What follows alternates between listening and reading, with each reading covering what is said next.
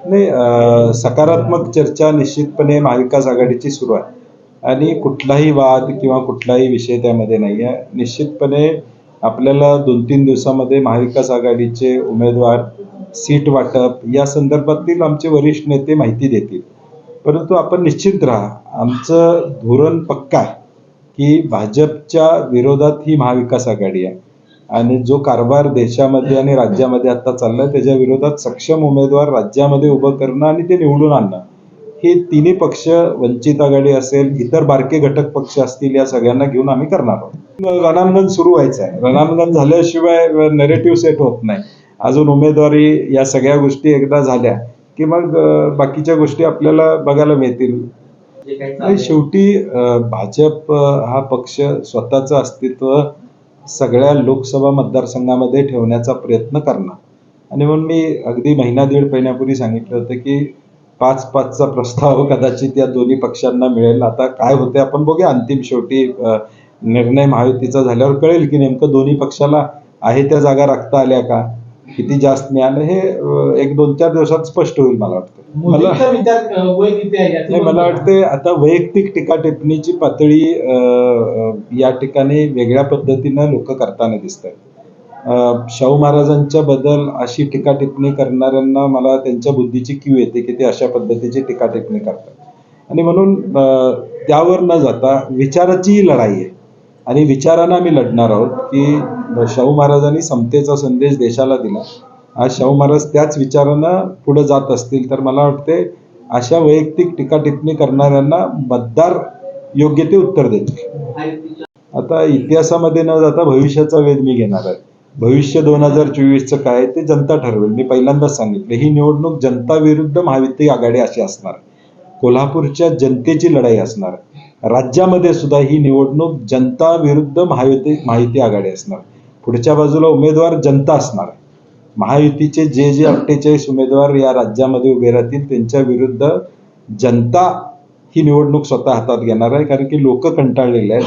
ही लोकांची निवडणूक आहे आणि म्हणून लोक तो योग्य तो निर्णय घेतील आणि लोकांनी काय ठरवायचं ते निश्चितपणे ठरवलेलं आहे, ते आपल्याला दिसून येईल.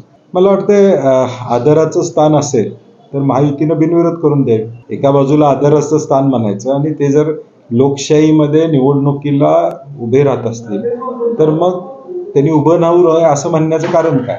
आणि म्हणून मला वाटते हा विषयांतराचा भाग आहे, त्याच्यात फार पडण्याची आवश्यकता असं मला वाटत नाही. शेवटी महाविकास आघाडी म्हणून आम्ही ताकदीने निवडणूक लढवणार आहोत. नाही, मी म्हटलं ना की महाविकास आघाडीची बैठक आता काल झाली, परवा झाली, आज सकाळी झाली. आदरणीय पवार साहेब, उद्धवजी असतील, थोरात साहेब असतील, वंचितचे आंबेडकर साहेब, या सगळे बसून कुठं महायुतीचं तर कुठं झाले. म्हणजे आम्ही महाविकास आघाडीचं कधी होणार आपण विचारतोय, महायुतीचं तर कुठं झालंय.